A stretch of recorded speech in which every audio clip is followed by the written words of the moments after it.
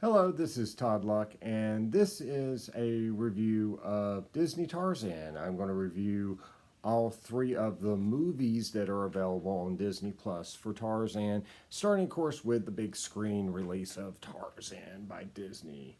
So, just a little bit of background. I am a fan of Tarzan. I've read a bunch of the novels, I've read a bunch of the comics. I love Edgar Rice Burroughs, I love Tarzan.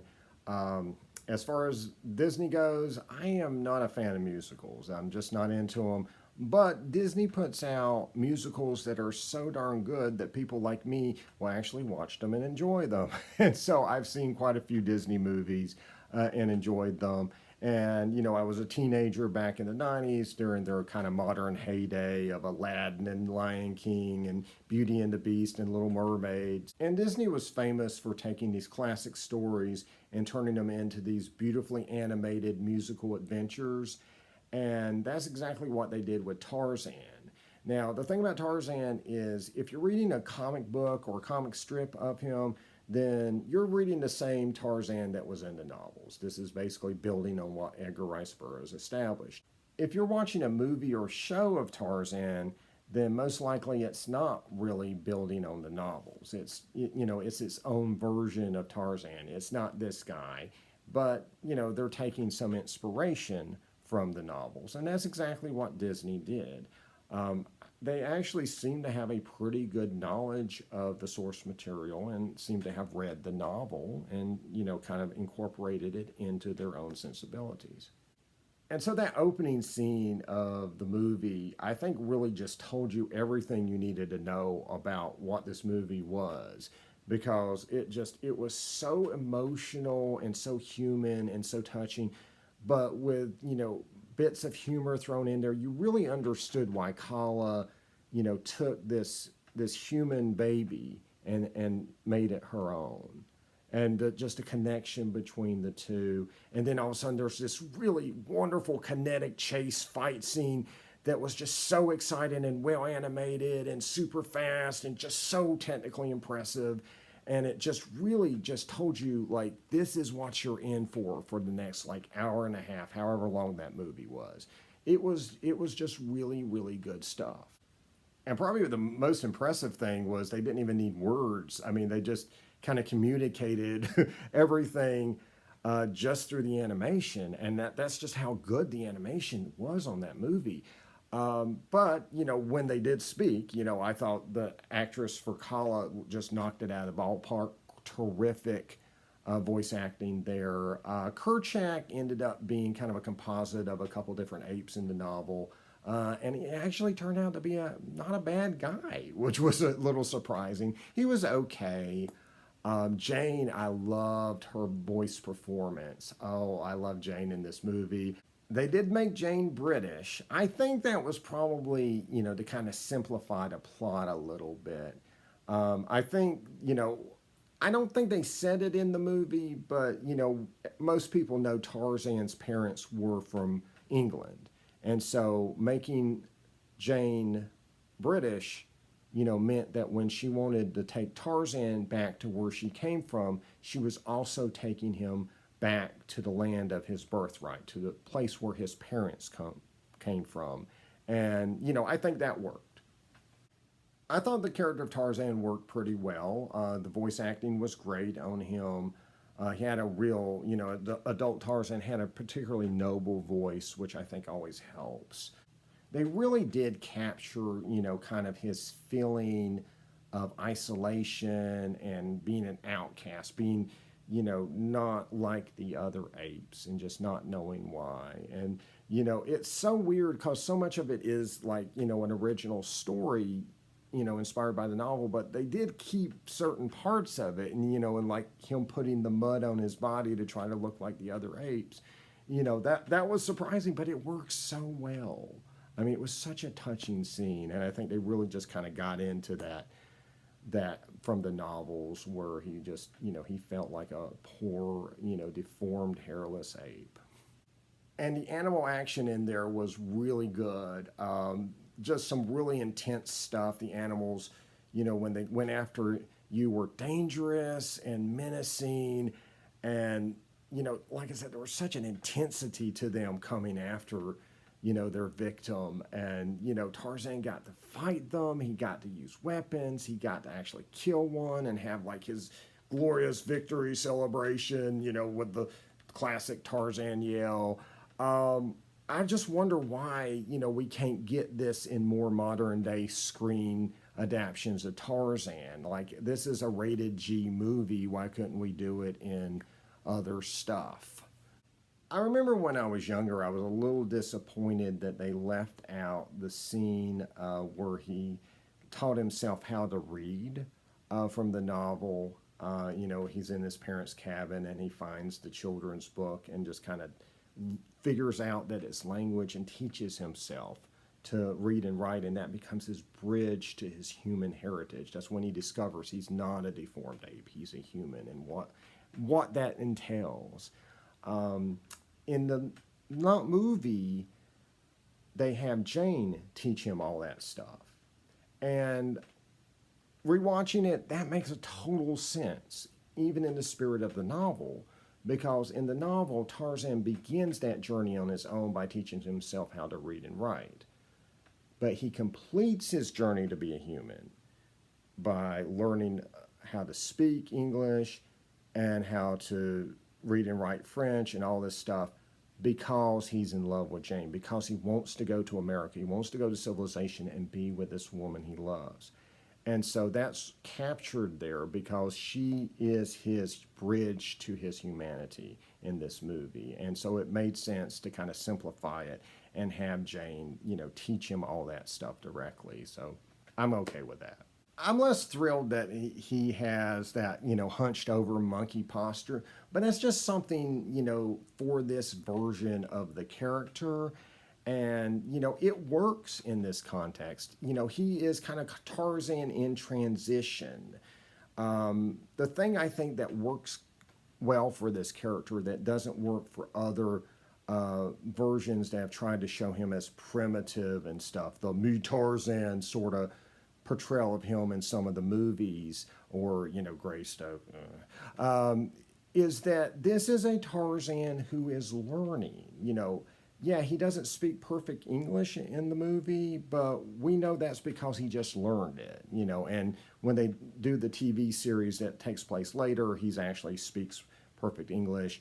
And of course, when he's communicating with the animals, he has perfect English too, and that goes a long way to just establishing, like, he's primitive, but he's not stupid. I think the problem with the me Tarzan sort of movies is that, they make it seem like this is just his plateau of intelligence. This is just as good as he's ever going to get, this horrible broken English. Like, he can never get any better and he can never understand the world. Here, he's just in transition. He's just learning about it. Even when we get to the TV series, as Tarzan, yeah, he's naive, but he's naive because he's still learning about everything. So I think that works about the character. And again, that really noble voice that he has, that great voice acting also helps.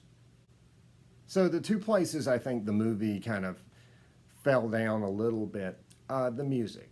Now, I think Phil Collins did a phenomenal job. I think he did great catchy tunes, but they just didn't feel like they belonged in the movie necessarily. I agree with the creators that Tarzan shouldn't have been singing.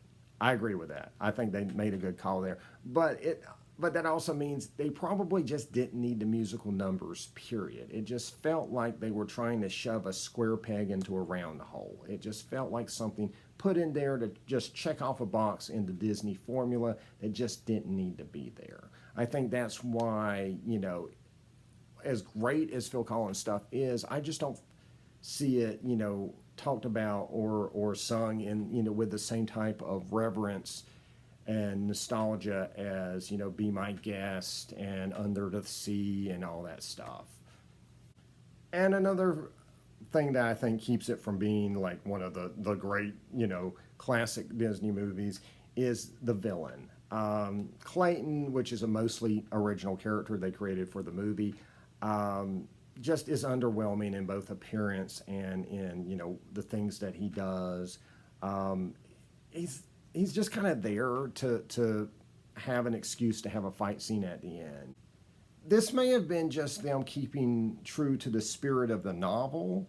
The novel is essentially a journey of self-discovery, and there's no like real overarching villain. There are animals and humans that Tarzan comes into conflict with at various points, but there's no like one, arch nemesis for him in there. And so, maybe that's why Clayton is not that particularly strong of a villain. But, if you're trying to put it in the Disney formula, you probably need a villain who's going to bring it a little bit more. I just, can't imagine people holding him in the same pantheon as Ursula and Scar and Jafar and guys like that. But overall, I am impressed with the movie. I am actually impressed that they seem to have read the novel. The final fate of the villain actually closely parallels a character in the novel that actually did something very similar. And that was something I was not expecting to see in a Disney movie, but somehow they pulled it off. And so that is my thoughts on the first Tarzan movie, the one that everyone knows. Now, after that, there was a Legend of Tarzan animated TV series. This is not to be confused with a live-action Legend of Tarzan movie that would come out later that was quite good. Highly recommend it. The Legend of Tarzan animated series, it had a TV budget, so, the animation wasn't, what you saw on the big screen, but it was still beautifully done.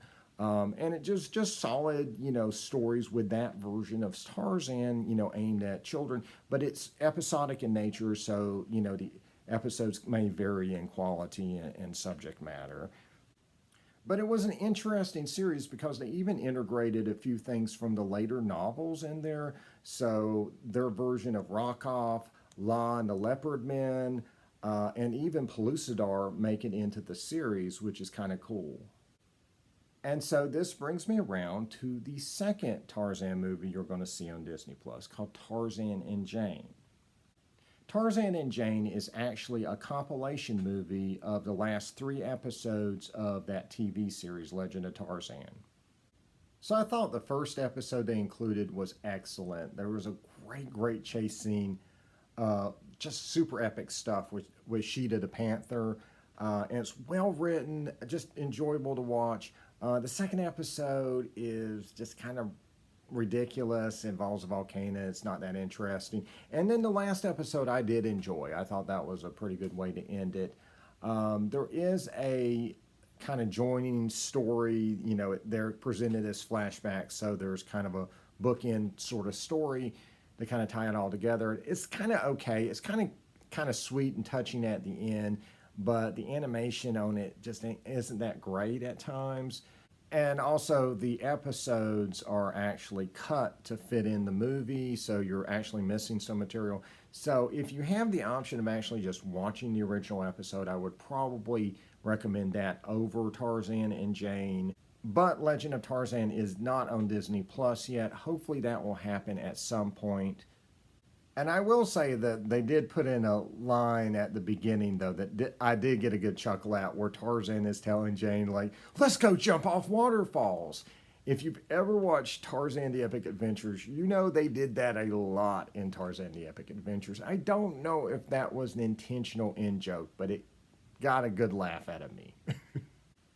And also, one thing I did want to note was that I had some severe sound problems when I tried watching Tarzan and Jane on Disney Plus. It started towards the end of the volcanoes episode, and then the sound mix just got really bad, and I could barely hear the dialogue over the background noise and the music. I had to actually turn on the captions, so I don't know if that was something in the original movie, or if that was just something malfunctioning on my end or Disney Plus's end, but it was bad. And so that brings us to Tarzan 2. So Tarzan 2 is not a sequel. It's not really a prequel either. It actually takes place in between scenes of the first movie. So it's set during Tarzan's childhood when he's a young child, and that's the entire movie, is just a new story set in his childhood. And I don't know why, but I was expecting it not to be good. But I was amazed. The animation is really close to what you got in that first big screen Tarzan movie. The only thing that they did in the big screen that they didn't do here was, those super fast, convoluted animation sequences where, they probably used like computers and stuff to help out. But I'm okay with that. The movie looks gorgeous, and the fact that it's not moving 60 miles per hour just gives me a little bit more time to enjoy how gorgeous it is. And I gotta say, this movie is adorable. Oh my God.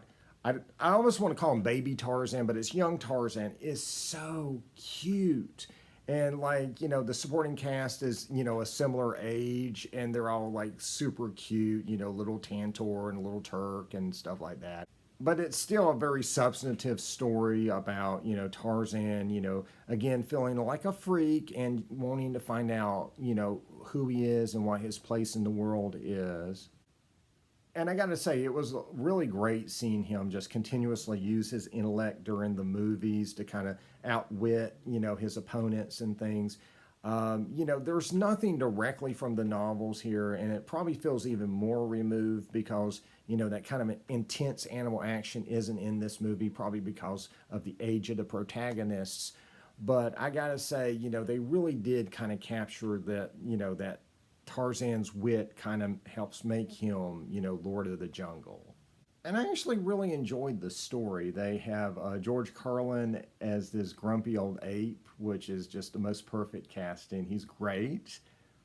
The villains in this movie are once again not going to make it into the pantheon of great Disney villains, but this movie actually uses that to its advantage, and it works well. I really love the ending, and I found the journey for the villains and, and all the characters they introduce to be really satisfying.